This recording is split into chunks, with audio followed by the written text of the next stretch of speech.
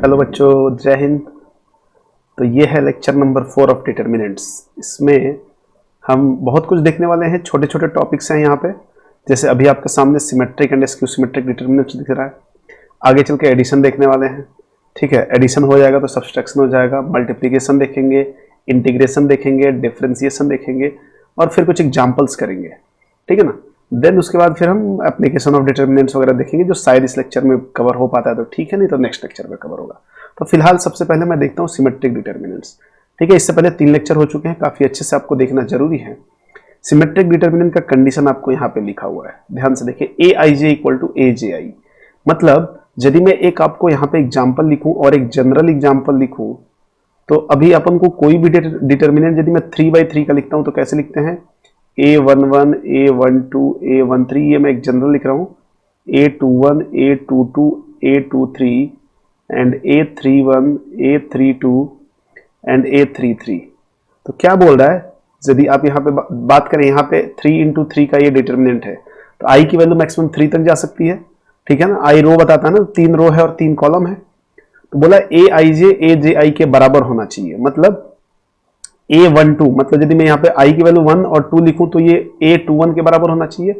क्या बोल रहा है? A12 equal to A21, A31 equal to A13। जो आप रखना है 22 में तो 22 ही रह जाएगा ना। A अब क्या रख सकते हो? 32, 23 रख सकते हो। 32 इक्वल टू A23। आपको समझ में आ रहा है? ये दोनों एलिमेंट्स बराबर होने चाहिए, ये दोनों बराबर होने चाहिए और ये भी दोनों बराबर होने चाहिए। ठीक है। तो अब एक जनरली मैं एक एग्जांपल ले रहा हूं और आप कुछ भी यहां पे लिख सकते हैं। बस ये ध्यान रखें, यदि आपको सिमेट्रिक डिटर्मिनेंट बनाना है तो यहाँ 3 हो गया, यहाँ -5 हो गया, यहाँ 4 हो गया, तो यहाँ आपको क्या लिखना पड़ेगा? इसके बराबर लिखना पड़ेगा -5। यहाँ कुछ भी लिख सकते हैं 0, और यहाँ मैंने 1 ले लिया सपोज, तो यहाँ क्या लेना? 4, this is 1 and this is suppose -2। तो आप देखें, ये बोल सकते हैं क्या कि ये सिमेट्रिक डिटर्मिनेंट है? जी बिल्कुल बोल सकते हैं। आप इनको मैच कर ले, यहाँ से यहाँ ये बराबर है। यस, ये बराबर है क्या? हाँ जी, ये भी बराबर है और ये भी अंधे को भी दिख रहा है कि ये बराबर है। तो this is a symmetric determinant. ठीक है। इससे फायदा क्या होने वाला है? थोड़ा सा कैलकुलेशन में ये इजी रहेगा। ठीक है ना। कैलकुलेशंस वगैरह आते हैं, वहां पे हम इनको आइडेंटिफाई कर पाएंगे। आगे चल के एप्लीकेशंस आने वाले हैं तो वहां पे भी हम यूज करते हैं इनको। ठीक है। फिर हम बात करते हैं स्क्यू सिमेट्रिक। तो कहीं ना कहीं सिमेट्रिक को देख के ही हमें आइडिया लग रहा है कि स्क्यू सिमेट्रिक, कहीं तो भी इसका उल्टा होगा। स्क्यू का मतलब अपोजिट ही होता है। वैसे इस केस में क्या होता है? ए आई जे जो होता है ना, माइनस ऑफ ए जे आई के बराबर हो जाता है। तो बाकी सब फंडा सेम रहेगा, बस एक एलिमेंट माइनस का हो जाएगा। यदि ये प्लस का है तो ये माइनस का, और यदि ये माइनस का है तो ये प्लस का, ऐसा होना है। तो मैं डायरेक्टली यदि आपको यहाँ पे बोलूं तो एक मैं डायरेक्टली एग्जांपल लेता हूं। अब स्टैंडर्ड में मैं कुछ नहीं लिखने वाला, यहाँ पे ऐसा कुछ एग्जांपल नहीं देने वाला। यदि मैं एक डेल्टा आपको लिखता हूं तो ध्यान से देखो क्या लिख सकता हूं मैं। यहाँ पे क्या इसी को लिख दूं क्या? ऐसे 3 and this is -5 and then 4, और here 5 कर दूं, here 0 है, यहाँ 1 है, तो ये 4 है तो यहाँ -4 कर दिया, और यहाँ -1 कर दिया, और यहाँ -2 कर दिया। क्या बोल सकते हैं क्या स्क्यू सिमेट्रिक है क्या? बिल्कुल नहीं, ये रॉन्ग है। ये क्या है? रॉन्ग है, क्योंकि एक कंडीशन है, मैं वो आपको यहाँ पे दिखाता हूँ। ठीक है। केवल स्क्यू सिमेट्रिक में वो कंडीशन लगती है कि फॉर डायगोनल एलिमेंट्स, और डायगोनल एलिमेंट्स की बात कर रहे हैं। डायगोनल एलिमेंट्स में क्या होता है? i और j बराबर होता है। जैसे आप देखें A11 तो i और j बराबर हो गया, A22 i j बराबर है, A33 में i j बराबर है। अब जितना बढ़ते जाएंगे 4 4 5 5 आता रहेगा।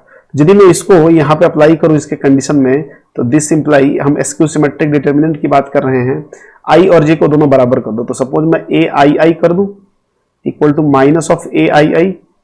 ठीक है। उधर भेजा इसको तो क्या हो जाएगा? 2ai इक्वल टू क्या हो जाएगा? 0। इट मींस ai क्या हो जाएगा? 0। तो यहां से क्या पता चला? ai का मतलब क्या हुआ? All diagonal elements should be 0। यहां से आप कंडीशन बोल सकते हैं कि all diagonal elements should be 0। ठीक है ना। तो ये 0 होना ही चाहिए। तो इसका मतलब ये गलत है। गलत क्यों हो गया था? बाकी सब तो ठीक था कि ये देखो, ये प्लस माइनस पड़ा हुआ है, इसमें एक प्लस का है तो दूसरा माइनस का है, इधर भी एक प्लस का है तो दूसरा माइनस का है, बट यहां गड़बड़ हो गया डायगोनल्स पे गड़बड़ हो गया। इसने बोला है कि एक पॉजिटिव तो दूसरा निगेटिव, ये माइनस में इधर भी लगा सकता हूं, ये माइनस में इधर भी लगा सकता हूं। तो इस लिहाज से यदि मैं इसका एक्चुअल एग्जाम्पल लिखूं तो यहाँ पे देखो डेल्टा मैं क्या लिखूंगा, अब एक मैं नया एग्जाम्पल ले लेता हूं। तो सबसे पहले मुझे ध्यान रखना होगा कि डायगोनल्स को 0 लिखना पड़ेगा, 0 -1 2 देन हियर 1 एंड ऑल्सो 0, और सपोज ये 5 है तो यहाँ क्या लेना पड़ेगा आपको -2 लेना पड़ेगा, ये -2 है and this is -5 and this is 0। ये हमारा क्या होता है, ये एस्क्यू सिमेट्रिक डिटर्मिनेंट है। This is an askew symmetric determinant, ठीक है।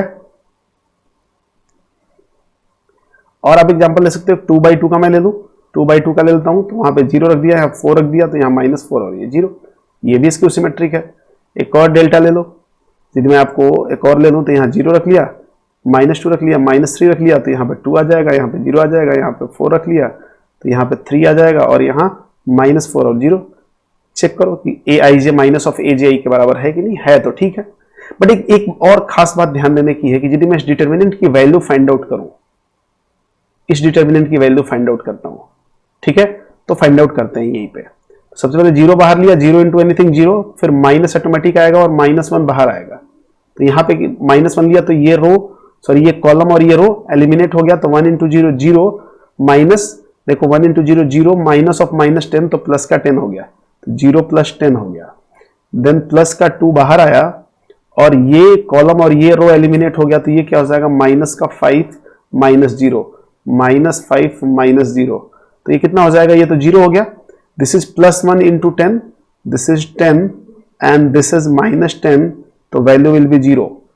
क्या सब में 0 होगा क्या, यहां पे भी चेक करो तो एक बार, यहां पे भी 0 से स्टार्ट किया, स्टार्टिंग तो 0 से ही होना है क्योंकि पहला एलिमेंट तो 0 ही मिलना है। फिर माइनस ऑफ -2 और -2 लिया तो ये कॉलम और ये रो एलिमिनेट हो गया, तो 2 इंटू 0 0 -12 0 -12 एंड -3 कॉमन लिया, -3 सॉरी यहाँ पे कॉमन क्या लेना है, मतलब इस रो के अकॉर्डिंग हम इसको एक्सपेंड कर रहे हैं। आप चाहे इधर से कर ले, चाहे इधर से कर ले, ऐसे कर ले, जैसे करना है कर लो। -3 लिया तो ये कॉलम और ये रो एलिमिनेट हो गया, तो this is -8 -0, this is -8, this is 0 and here minus plus into -24 and +24 -24 + 24 will be 0। तो ये तो बार बार 0 हो रहा है, क्या ये भी 0 है क्या, तो 0 इंटू 0 0 और -4 इंटू -4 -16, तो दिस विल बी 16, ठीक है ना। तो होता क्या है कि जब भी आप ऑड ऑर्डर, इसका ऑर्डर क्या है 3 इंटू 3 का है, इसका भी ऑर्डर क्या है 3 इंटू 3 का है, और इसका क्या है 2 इंटू 2 का है, तो ये बात जो लिखी हुई है कि value of odd order skew symmetric determinant will always be 0। Odd order का यदि होगा तो हमेशा 0 ही आएगा स्क्यू सिमेट्रिक में, ये बात ध्यान रखें। इवन ऑर्डर का होगा तो नहीं आएगा। एक और मैं एग्जांपल देता हूं ऑड ऑर्डर का, और उसके बाद एक इवन ऑर्डर का भी ले लेंगे।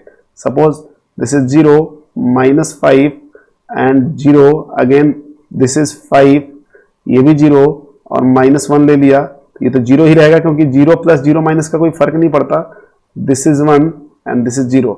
डायगोनल्स तो 0 होने ही चाहिए, डायगोनल्स तो 0 होने ही चाहिए। बोले सर इसको डायगोनल पहले ही मना कर चुका हूं कि वो डायगोनल नहीं होता। डायगोनल वही एलिमेंट होते हैं जिसमें i और j बराबर होता है, मतलब a11 a22 a33। अब इसको मैं एक्सपेंड करता हूं, तो 0 बाहर लिया, 0 इंटू एनीथिंग 0, माइनस का -5 बाहर लिया। अब ये देखो ये कॉलम और ये लोग आए, 5 इंटू 0 0 -0, तो 0 - 0 0 and plus 0 into anything that will be, तो 0 इंटू एनीथिंग 0 0 एंड 0, तो 0 + 0 + 0 तो 0 हो गया। बट यदि मैं एक और डेल्टा लूं जो 2 इंटू 2 का हो, यहाँ पे ये तो 0 लेना ही पड़ेगा क्योंकि डायगोनल्स आपको 0 लेना ही है। यहाँ पे 2 ले लिया तो यहाँ -2 लेना पड़ेगा। सॉल्व करो तो ये तो 0 हो जाएगा और माइनस ऑफ -4 + 4 हो जाएगा, तो 0 + 4 दिस विल बी 4।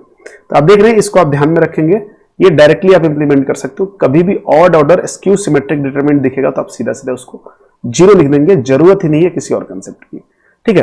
तो ये क्या करेगा, टाइम सेव करेगा। मैं क्या बोल रहा था कि इसको पढ़ने के पीछे हमारा जो टारगेट है वो किस चीज के लिए है, टाइम सेव करना है हमें, कि ज्यादा से ज्यादा हम टाइम कैसे सेव कर पाएंगे और डायरेक्टली आंसर देने की टेंडेंसी हमारे अंदर रहेगी, ठीक है। तो आई होप यहां तक आप समझे होंगे।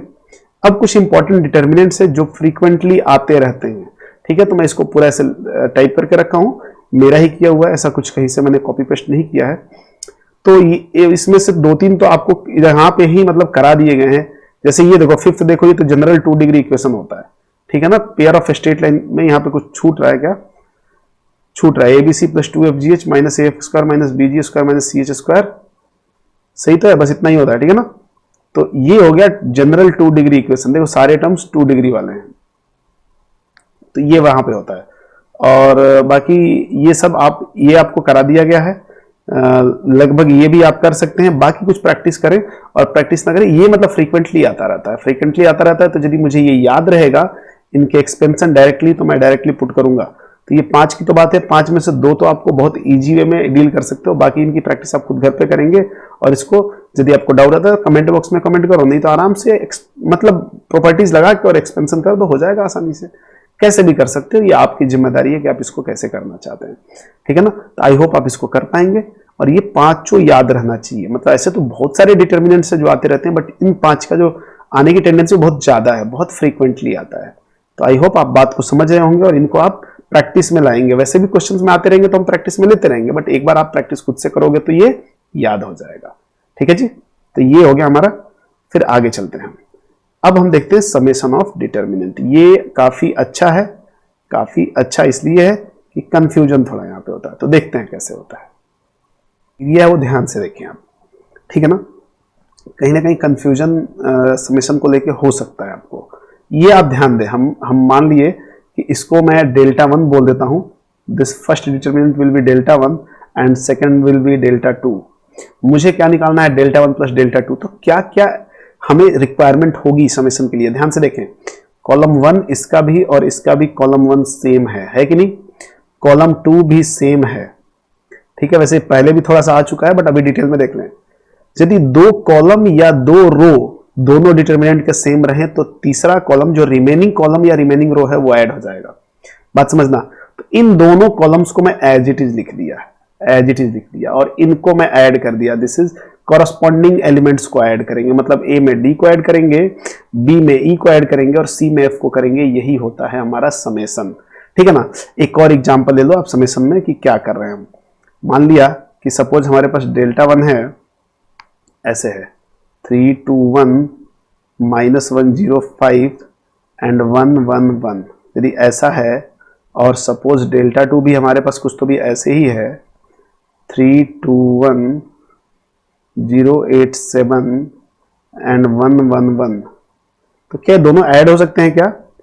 यदि मैं बोलूं कि डेल्टा 1 प्लस डेल्टा 2 चाहिए मुझे, तो एक तो तरीका यह है कि आप देख ले कि क्या कोई 2 रो या 2 कॉलम सेम बन रहे हैं क्या, ये पहले ध्यान दे लें। हमने देखा हाँ, पहला रो जो है इसका और इसका सेम है, और लास्ट वाला रो भी सेम है। तो 2 रो या 2 कॉलम सेम आएंगे तो ये डायरेक्टली ऐड हो जाएगा। तो इन दोनों को आप बिल्कुल छुएंगे नहीं, बिल्कुल एज इट इज रहने देंगे। और एडिशन यहां पे होगा -1 plus 0, this will B -1, 0 plus 8 8 और 7 प्लस 5 12। समझ गए क्या। तो ये हो गया delta 1 plus delta 2। By the way कोई बोला कि सर बाय द वे मान लीजिए कि आप डेल्टा 1 और डेल्टा 2 में ऐसी कुछ कंडीशंस ना बन पाए कि 2 रो या 2 कॉलम सेम नहीं आ पा रहे हैं, तो फिर एडिशन कैसे होगा। फिर एडिशन होगा एक्सपेंशन के बाद, मतलब डेल्टा 1 की वैल्यू आप फाइंड आउट करें, डेल्टा 2 की वैल्यू आप फाइंड आउट करें और देन ऐड करें। जैसे मैं आपको यहाँ पे ये एग्जाम्पल नंबर 1 ले लें, मैं एग्जाम्पल नंबर 2 दिखाता हूं, ठीक है ना। बिल्कुल हर चीज लेकर डील करना, आपको छोड़ना कुछ भी नहीं है। सपोज डेल्टा 1 यहां पे दिया है 1 2 3 4 5 6 7 8 9, चलेगा।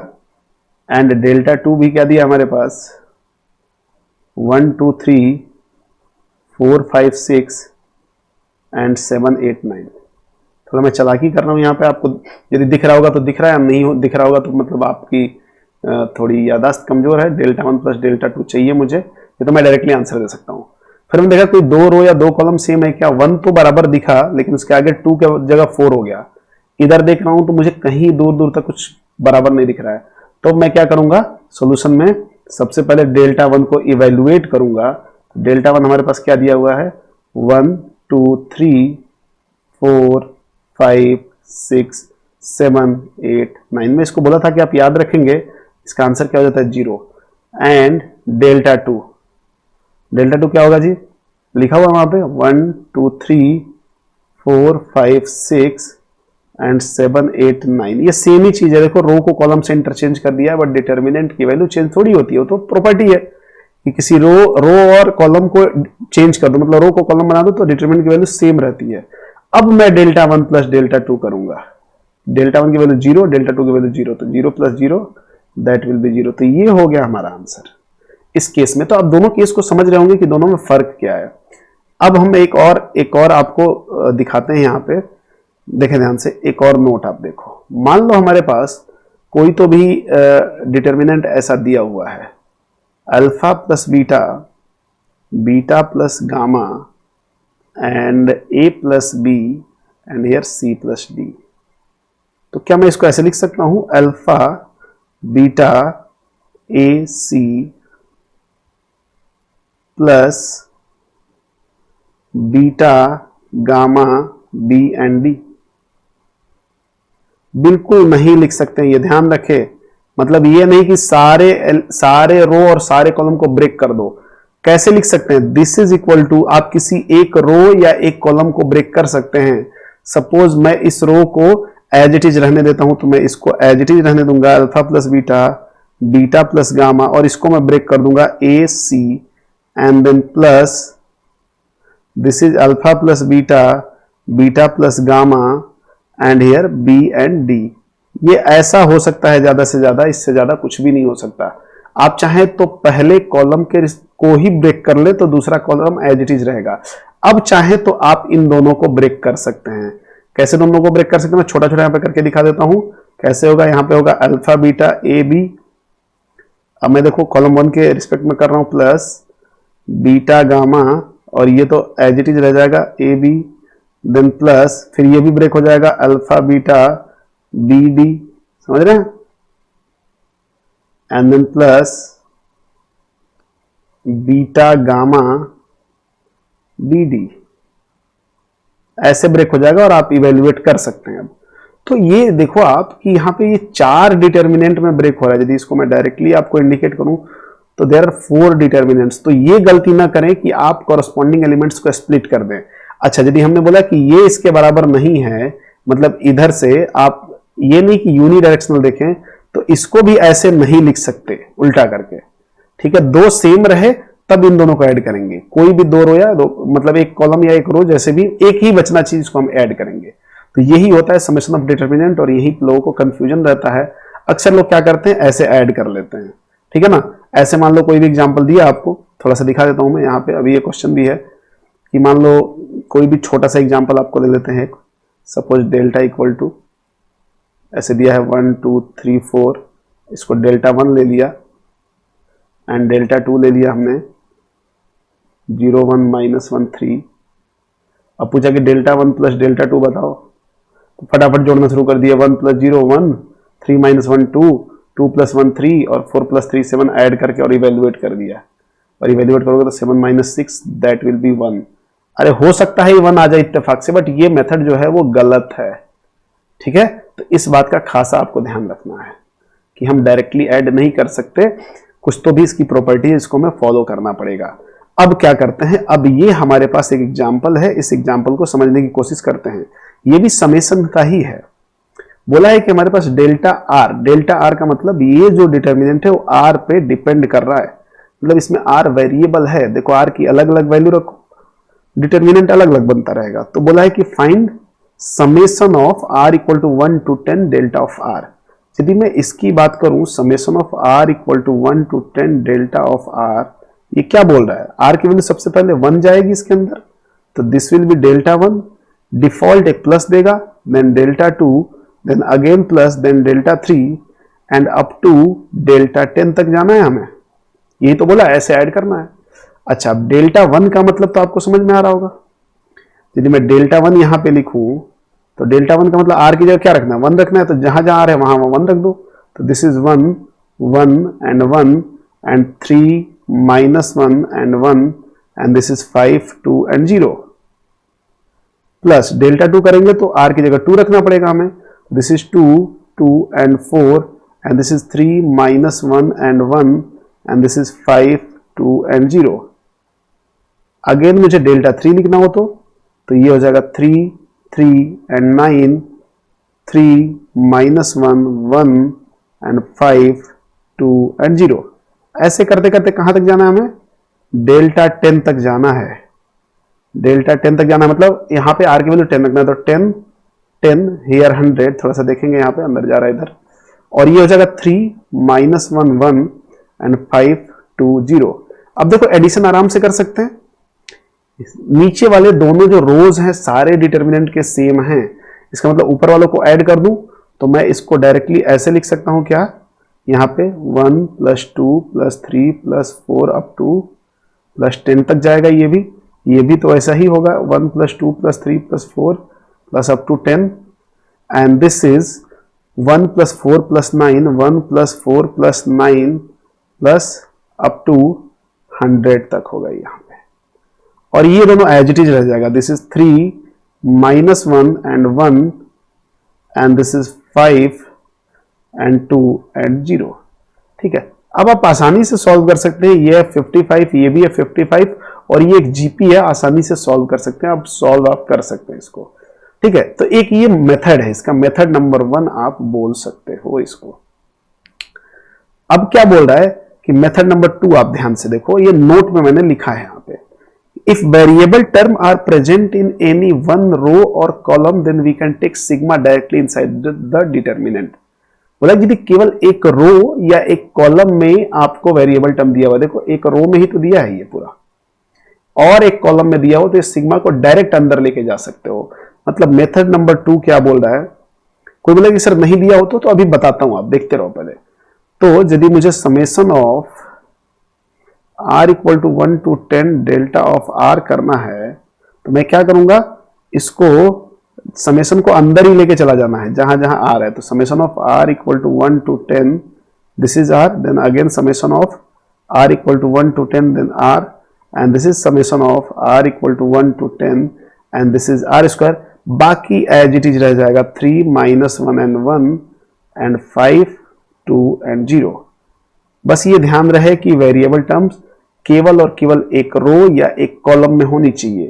तो इससे क्या फायदा हो गया, इसका फॉर्मूला हमें पता है n × n + 1/2, याद है तो आप डायरेक्टली लिखें इसको n × n + 1/2, n की वैल्यू 10 है तो 10 × 11/2, this is also 10 × 11/2 and formula of first n square of natural numbers, या फर्स्ट जैसे 1 स्क्वायर 2 स्क्वायर होता है ना, square of first n natural number, ऐसे बोलो या वैसे बोलो, वो क्या होता है n मतलब 10 × n × n + 1 × 2n + 1/6, ये हो गया।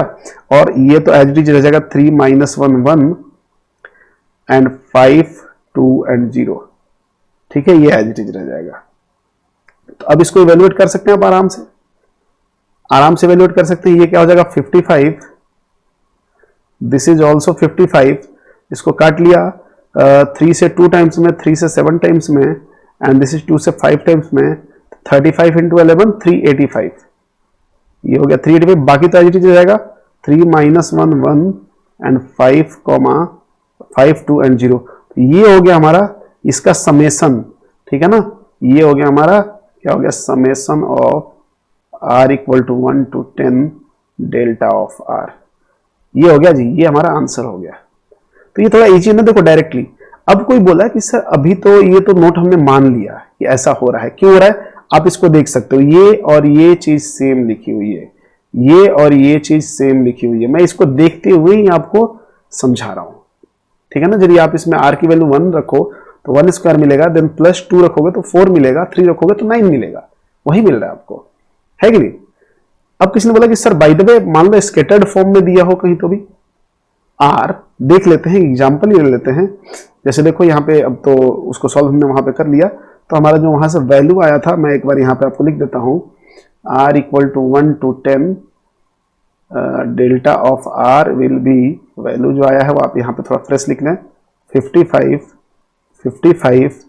385 3 -1 1 एंड 5 2 एंड 0। ठीक है, तो ये हो गया हमारा आंसर। अब ये जो क्वेश्चन है देखो, इसमें क्या एक रो और एक कॉलम में है क्या, x वेरिएबल क्या है, x है ना, यहाँ पे एक रो और एक कॉलम में है क्या, नहीं है, तो फिर इसमें डायरेक्टली नहीं ले जा सकते। तो इसको क्या करेंगे, पहले एक्सपेंड करेंगे, मतलब इवेल्युएट करेंगे, देन सॉल्व करेंगे। तो इसके सॉल्यूशन का जो तरीका होगा वो देखो। तो समझ में आ गया आपको, किसी एक रो या एक कॉलम में हो तो ही आप डायरेक्टली समेशन को अंदर ले जाएंगे, नहीं तो नहीं ले जाएंगे, ये बात दिमाग में डाल लें आप। तो मैं डेल्टा ऑफ एक्स को इवेल्युएट कर रहा हूं, मैं एक बार इसको लिख लेता हूं, this is x 3 and 5, 0 -1 and x, and this is x square 1 and 0। मैं इवेल्युएट कर रहा हूं मतलब ओपन कर रहा हूं, तो एक्स बाहर लिया तो क्या हो जाएगा, -1 into 0, 0 minus of X, 0 minus of X, then minus of 0 common लिया तो यहाँ पे कुछ भी लेंगे तो कोई दिक्कत नहीं है, 0 की वजह से सब 0 ही करेगा, and plus of x square, तो इसमें क्या कॉमन लिया, एक्स स्क्वायर में, तो ये रो और ये कॉलम एलिमिनेट हो गया, तो this is 3x and minus of -5 plus 5, तो 3x प्लस 5, तो यहां से क्या आ गया, minus of x square and plus 3x cube plus 5x square, this will B 4x square, sorry ये क्यूब है, ध्यान से देखें तो आगे आंसर गड़बड़ हो जाएगा, 5x square minus x square 4x square हो जाएगा, तो ये तो 3x क्यूब रहने दिया और प्लस 4x स्क्वायर, ये हमारा आ गया डेल्टा ऑफ x। तो डेल्टा ऑफ x क्या हो गया, 3x cube plus 4x square. अब मुझे समेशन करना है, summation of x equal to 1 to 15 delta of x, मतलब summation of x equal to 1 to 15 delta of x का मतलब 3x cube plus 4x square. अब ये तो एपीजीपी का क्वेश्चन बन गया, 3 बाहर आया और x क्यूब को कैसे लिखते हैं, n इंटू एन प्लस 1/2 का होल स्क्वायर, n कितना है 15 इंटू 16/2 का होल स्क्वायर, एंड प्लस 4 बाहर लिया और n into N plus 1 into 2n plus 1, n into 15 into 16 into 2n plus 1 31/6, तो this is our required answer. तो ये हो गया 8 टाइम्स में, तो ये हो गया 3 इंटू 15 इंटू 8, 120 का स्क्वायर करेंगे तो 1440 प्लस 4 इंटू, ये देखो 3 से 2 टाइम्स में, 3 से 5 टाइम्स में, और ये 8 टाइम्स में, तो ये 40 हो गया, ये 40 इंटू 31, ठीक है ना, तो 1240 इतना आ जाएगा। तो आप अब क्या करें, मल्टीप्लाई कर लें और सॉल्व कर लें, मैं कर दूं क्या, लो 0 2 3 एंड 4 प्लस 0 6 9 एंड 4, तो ये कितना हो जाएगा, 0 0 0 6 एंड 2 8 9 3 12 का 2 1 हो गया और 4 4 8 9, इतना आ जाएगा आंसर। मतलब बस ये ध्यान रखना है कि इसमें डायरेक्टली नहीं ले जा सकते आप समेशन को, डायरेक्टली ले जाओगे तो कुछ और ही आ जाएगा, ठीक है ना, क्योंकि एक रो और एक कॉलम में ये कांड नहीं हो रहा है, एक रो और एक कॉलम में होता तो हो जाता। और इसका देखो, इसका प्रूफ वगैरह सब है, बट इतना नेसेसरी नहीं है, आप हर चीज के प्रूफ के पीछे लगेंगे तो टाइम बहुत कंज्यूम होगा, ठीक है। तो आई होप आप बात को समझ गए होंगे, समझना जरूरी है, वीडियो को आप यदि नहीं समझते तो बार बार रिप्ले करके देखो। चलते हैं अगले क्वेश्चन पे, डिफरेंशिएशन ऑफ डिटर्मिनेंट्स देखते हैं। तो अब डिफरेंशिएशन ऑफ डिटर्मिनेंट्स में क्या है, मान लो हमारे पास कोई डिटर्मिनेंट दिया हुआ है जो एक्स पे डिपेंड कर रहा है, सपोज इसमें एक्स पे कर रहा है, वो वेरिएबल होना चाहिए, बस बात खत्म है, वो एक्स पे हो, आर पे हो, वाई पे हो, जेड पे हो, कोई फर्क नहीं पड़ता, उसके रिस्पेक्ट में हमें डिफरेंशिएट करना होगा। तो यदि ऐसा वो है तो मुझे एफ डैश एक्स निकालना है, मतलब D of F of x upon D x, चूंकि ये एक्स पे डिपेंड कर रहा है तो एक्स के रिस्पेक्ट में हम इसका डेरिवेटिव निकाल सकते हैं, this is also called F dash x. तो वही मैं एफ डैश एक्स यहाँ पे निकाल रहा हूँ। तो उसमें आप ये ना करें कि डायरेक्टली सबको यहाँ पे डिफरेंशिएट करते जाओ, फिर ये गड़बड़ हो जाएगा। सबसे पहले क्या करना है आपको, रो वन, जो रो वन है उसका डेरिवेटिव्स निकालने हैं। देखो डेरिवेटिव्स को डैश में लिखते हैं, बाकी दो को एज इट इज रखना है, ठीक है। उसके बाद अगले स्टेप में प्लस डाल के सेकंड वाले रो का डेरिवेटिव करना है, मतलब सेकंड वाले का करना है तो बाकी दो एज इट इज आ जाएगा।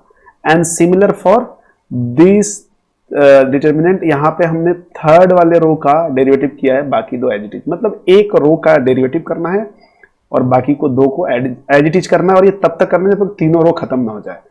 यदि ये 4/4 का होता तो ऐसे 4 डिटर्मिनेंट बनते हैं। ऐसा जरूरी नहीं कि आप पहले से ही स्टार्ट करेंगे, आप कोई भी पहले लिख दो, चूंकि एडिशन ही तो हो रहा है और ये भी तो एक नंबर ही आया होगा। मान लो डेल्टा 1 है, डेल्टा 2 है और डेल्टा 3 है, तो ये आपस में ऐड ही तो हो रहे हैं। तो ऐड हो रहे हैं तो डेल्टा 1 डेल्टा 2 डेल्टा 3 ऐड हो या डेल्टा 3 यहां हो और डेल्टा 1 यहां हो, उससे थोड़ी ना फर्क पड़ जाएगा। तो कोई भी पहले लिख सकते हो। बस ध्यान क्या रखना है कि रो वाइज आप एक एक करके सारे रो का डेरिवेटिव्स निकालोगे, ठीक है ना। जैसे मान लो मैं एक छोटा सा एग्जांपल लेता हूं, डेल्टा इक्वल टू ऐसा दिया है कि 4x square here cos x and 3 and sine x. ठीक है, डेल्टा लिखो या इसको मैं एफ ऑफ एक्स लिख देता हूं, क्योंकि एक्स पे डिपेंड कर रहा है। तो अब मुझे कोई बोला कि एफ डैश एक्स निकालो, तो मैं क्या करूं, फिर डायरेक्टली इसको ऐसे कर दूं क्या कि 4x स्क्वायर का 4 तो बाहर आया और x स्क्वायर का 2x, तो ये हो जाएगा 8x, cos x का माइनस साइन x, 3 का 0 और साइन x का cos x, ये हो गया आंसर। तो ये आंसर नहीं, ये तो ब्लंडर है पूरा, ये ब्लंडर हो गया, ऐसे नहीं होता है। फिर कैसे होता है, तो देखो मैं यहाँ पे सेपरेट करके आपको दिखाता हूँ, क्योंकि अभी इस क्वेश्चन को भी मुझे करना है। तो एक काम करो ना, इस क्वेश्चन को कर लेते हैं, इस क्वेश्चन को करके देख लेते हैं, ठीक है। लेकिन उससे पहले एक बात और समझ लो, किसी ने बोला कि सर बाय द वे मुझे ऐसे नहीं करना, मैं पहले इसको इवेल्युएट कर लेना चाहता हूं। इवेल्युएट मतलब ऐसे, ये जैसे ये है, तो मैं अभी दिखाता हूं एफ डैश एक्स मुझे निकालना है। देख लो, इसी में बता देता हूं आपको, एफ डैश एक्स निकालना है। तो मैं क्या करूंगा, सबसे पहले मैं मेथड के थ्रू चलना हूं।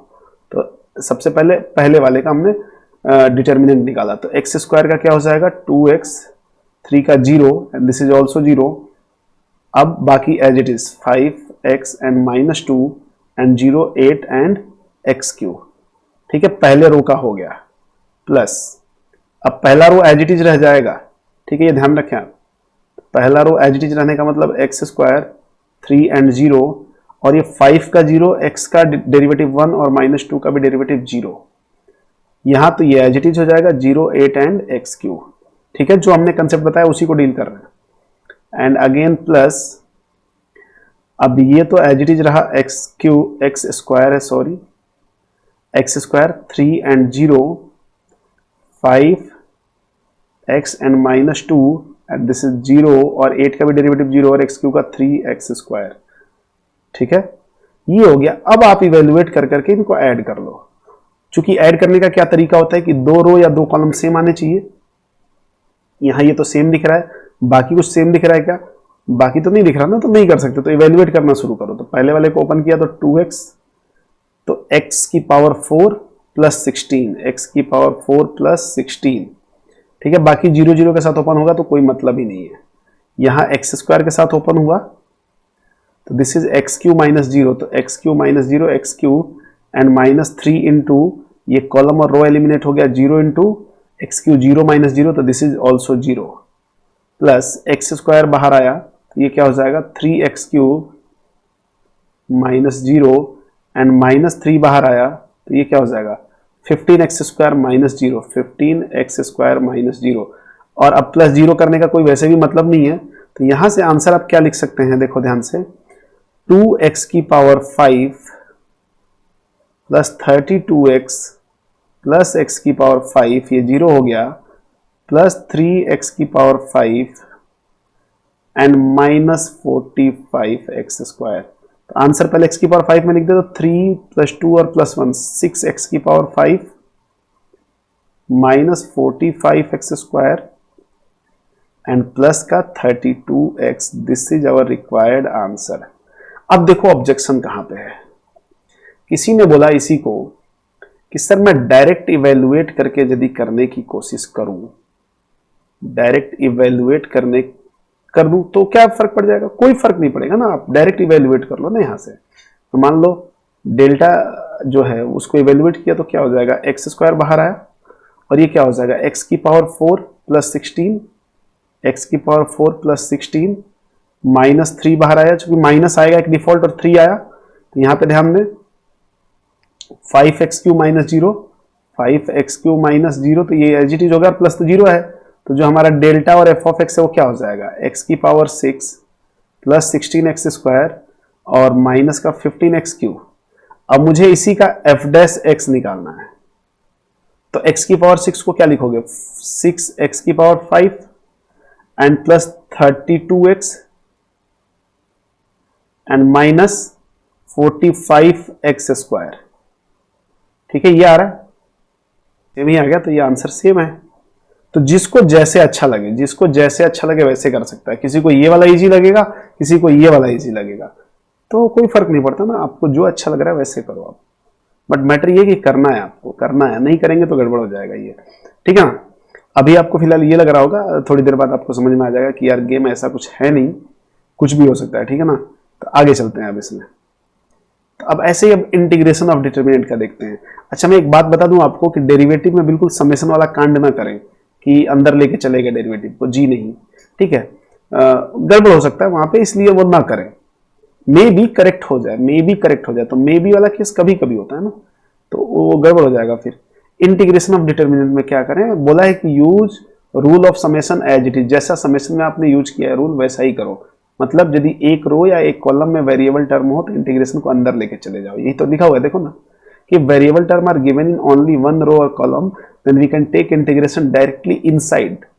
और इफ नॉट, यदि मान लो कि एक रो और एक कॉलम में वेरिएबल टर्म्स नहीं है, क्या, किसी एक रो मतलब इंटायर रो की बात कर रहे हैं, ठीक है, इंटायर रो में, अच्छा मान लो वो इंटायर रो की बात कर रहे हैं तो बोला कि वन तो वेरिएबल नहीं है ना सर इसमें, ये वेरिएबल टर्म इसके अलावा कहीं नहीं होना चाहिए, ये बात है वहां पे।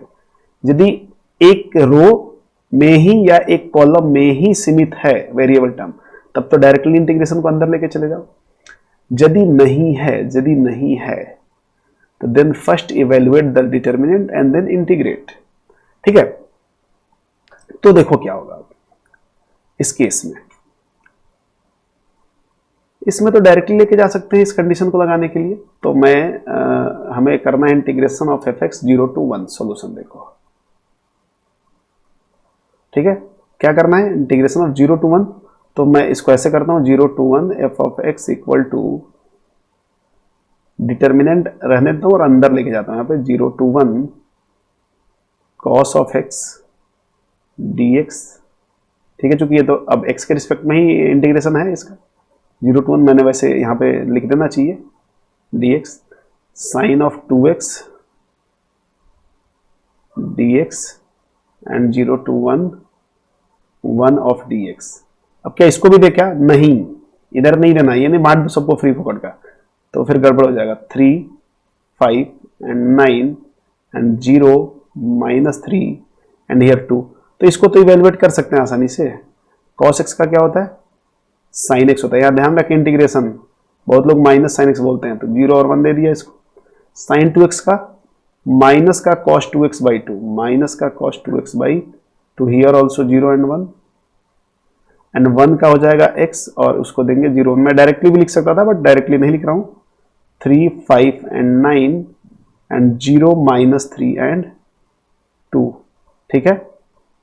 तो यहां से आप इसकी वैल्यू दे सकते हो, साइन ऑफ 1 x की वैल्यू 1 जाएगी और माइनस साइन ऑफ 0, साइन 0 0 होता है तो साइन 1 हो गया ये, ठीक है। यहां पे आप 1 देंगे तो माइनस ऑफ cos 2 by 2, ठीक है। मैं एक काम करता हूं, यहां पे लिख रहा हूं इसको, ध्यान से देखो, ये पूरा आइटम मैं यहां पे लिख रहा हूं, तो जो हमारा डेल्टा आना है या एफ एक्स का जो हमारा इंटीग्रेशन आ रहा है वो यहाँ पे तो आ गया साइन ऑफ 1, और यहाँ क्या होगा minus of cos of 2 by 2, ये नहीं 2 से 2 काटना है, और 0 रखेंगे तो क्या हो जाएगा यहाँ पे cos 0 1, -1 by 2 आएगा ना, तो minus of -1 by 2 plus of 1 by 2 and this is 1 and here 3 5 9 and 0 -3 and 2, ये हो गया हमारा सीधा सीधा आंसर।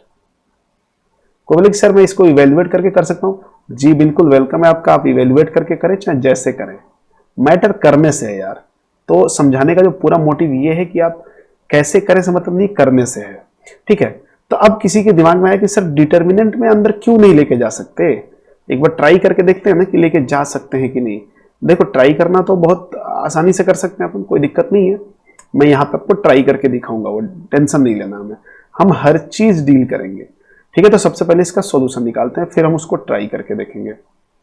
इसका सॉल्यूशन क्या बोल रहा है, देखो ध्यान से, क्या एक रो या केवल एक कॉलम में वेरिएबल है क्या, केवल एक रो और एक कॉलम की बात करेंगे। तो मैं देखा तो इधर तो ठीक है, अगले में x आ गया ना, तो गड़बड़ हो गया ना, इधर तो ठीक है, इधर भी x आ गया, इधर भी x आ गया, तो गड़बड़ हो गया। कहीं भी देखो, कहीं भी ये तो गड़बड़ होना ही है। तो यहां पे क्या है, first evaluate the determinant and then integrate,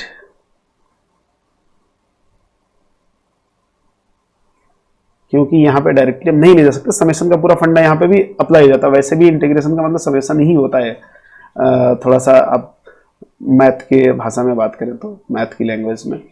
तो मैं क्या करता हूँ, सबसे पहले एफ ऑफ एक्स को ओपन कर देता हूँ। ओपन करूंगा तो 3x² सबसे पहले बाहर लिया, तो this is sine x into 0 0 minus of minus plus 3x³।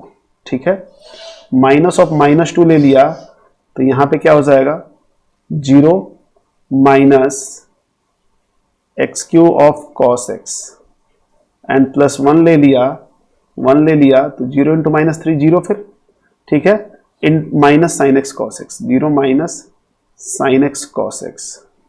ठीक है, तो ये क्या हो जाएगा देखो ध्यान से, 3x² into 3x³ 9 of x की power 5 minus minus plus and minus minus 2x³ cos of x and minus of sine x cos x. आप चाहे तो और इसको थोड़ा सिंप्लीफाई कर लें, 9 ऑफ x की power 5 minus 2x³ cos x and minus this is sine of 2x/2 से मल्टीप्लाई कर दिया। अब ये हो गया हमारा एफ ऑफ एक्स।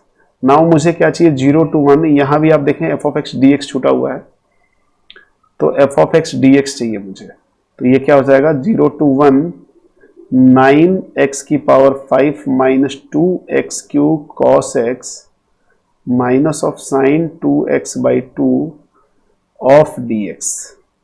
अब ये तो आप आसानी से कर सकते हैं, देखो ये तो डायरेक्टली हो जाएगा, और ये बाई पार्ट्स लगा के, क्योंकि यहाँ पे और कोई उपाय तो है नहीं आपके पास, और कोई उपाय हो तो आप कर सकते हैं, और ये डायरेक्टली हो जाएगा। तो अब आपको ये क्या करना है, सॉल्व बाय योरसेल्फ और आंसर निकालना है।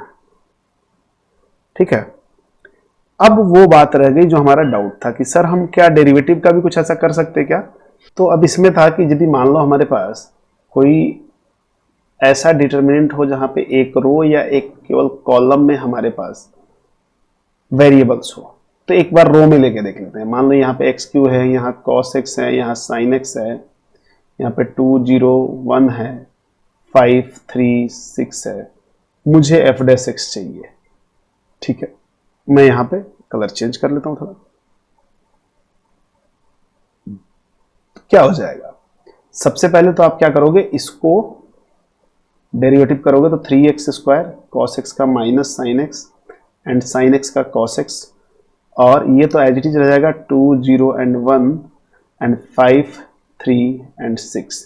ये बात ध्यान रखें, एंड देन प्लस करेंगे आप, और पहला एज इट इज रखेंगे x³ cos x sin x, और इसका डेरिवेटिव करेंगे तो 0 0 and 0 and this is 5 3 6 as it is रह जाएगा। ध्यान रहे, देखें आप, एक पूरे रो के सारे एलिमेंट 0 हो गए, तो ये अल्टीमेटली 0 ही आना है। यहां भी आप क्या करोगे, ये तो एज इट इज रह जाएगा x³ cos x भी एज इट इज रह जाएगा, sin x भी एज इट इज रह जाएगा, ये 2 0 1 एज इट इज रह जाएगा, बट ये क्या हो जाएगा 0 0 0। तो यहां से भी आप क्या बोल सकते हो कि पूरा एक रो 0 होने की वजह से ये टोटल 0, मतलब अल्टीमेटली ये भी 0 लिखा हुआ है और ये भी क्या लिखा हुआ है 0 लिखा हुआ है। तो क्या बच गया, यही तो बच गया। तो कर सकते हैं, बट क्या एक कॉलम में भी कर सकते हैं क्या। मान लो कि मैं एक डिटर्मिनेंट लेता हूं जिसमें एलिमेंट्स अब 2/2 का ले रहा हूं मैं, यहां पे मैंने लिखा है sin x एंड यहां x³ लिखा है और यहां पे 2 0 लिखा है, मुझे f' निकालना है। तो एक तो मैं इवेल्युएट कर लूं, इवेल्युएट करने पे ये क्या हो जाएगा sin x into 0 minus 2x³, तो दिस इज, अब मैं यहां से f' बोलूं डायरेक्टली आपको इवेल्युएट करने के बाद, तो ये तो 0 का तो 0 हो गया, और माइनस का ये क्या हो जाएगा 6x²। अब मैं मेथड से करता हूं, मेथड नंबर 2 से, मुझे f' चाहिए। तो क्या करेंगे, पहले sin x का करेंगे, तो this is cos x and 0 and x³ and 0 plus, फिर ये एज इट इज रह जाएगा sin x एंड 2x³ का 3x² और 0 का तो 0 ही रहेगा, आप दोनों को ऐड करके लिख दो, ये क्या हो जाएगा, तो 0 लिखा हुआ है पूरा, cos x इंटू 0, देखो एक कॉलम 0 हो गया ना, तो 0 प्लस 0 माइनस 6x²। तो यहां भी कर सकते हैं, ऐसा कुछ नहीं है कि नहीं कर सकते, यह है ना आंसर। तो आप क्या बोल सकते हो कि आसानी से कि यहां भी हम कौन सा रूल अप्लाई कर सकते हैं, use rule of summation as it is. ठीक है, आप यहां भी रूल ऑफ समेशन कैसे, मतलब कि एक रो या एक कॉलम में दिया हो तो डायरेक्टली आप उसको डिफरेंशिएट कर दो, कोई फर्क नहीं पड़ता है, ठीक है, चलेगा डायरेक्टली करने के बाद भी। डायरेक्टली मुझे f' करना है, यहां से यहां पे लाना है, तो मैं क्या कर रहा हूं, इस रो को केवल डेरिवेटिव कर दूं, तो ये cos x and this is 3x square, इसका कुछ नहीं करो और इसको इवेल्युएट करोगे तो 0 माइनस 6x स्क्वायर आ गया ना आंसर। तो तीनों से सेम ही आंसर आया है, तो डायरेक्टली कर सकते हो, तो मैं ये तो बता ही दिया आपको। तो समेशन, इंटीग्रेशन और डेरिवेटिव्स तीनों में सेम काम कर सकते हो, ठीक है ना। ये जो कंसेप्ट है कहीं हवा में थोड़ी टपकते हैं, ये मतलब हमारे जैसे आपके जैसे लोग ही बनाते हैं। तो यदि हमें कहीं डाउट लगता है तो उसको हम रेक्टिफाई कर सकते हैं, राइट है ना। तो ये बात क्लियर हो गई यहाँ से। तो फिलहाल आज के वीडियो में इतना ही रहने देते हैं, फिर मिलते हैं नेक्स्ट लेक्चर में, वहां पे हम देखेंगे मल्टीप्लीकेशन ऑफ डिटर्मिनेंट्स। बहुत इंपॉर्टेंट है क्योंकि जब बड़े क्वेश्चन आने होते हैं तो वहीं से आता है, ठीक है। तो आप, आई होप आप समझे होंगे अच्छे से, और अच्छे से ध्यान से देखिए, इसको समझने की कोशिश करें। तो यदि कोई डाउट रहता है तो आप कमेंट बॉक्स में जरूर कमेंट करें। Thank you so much.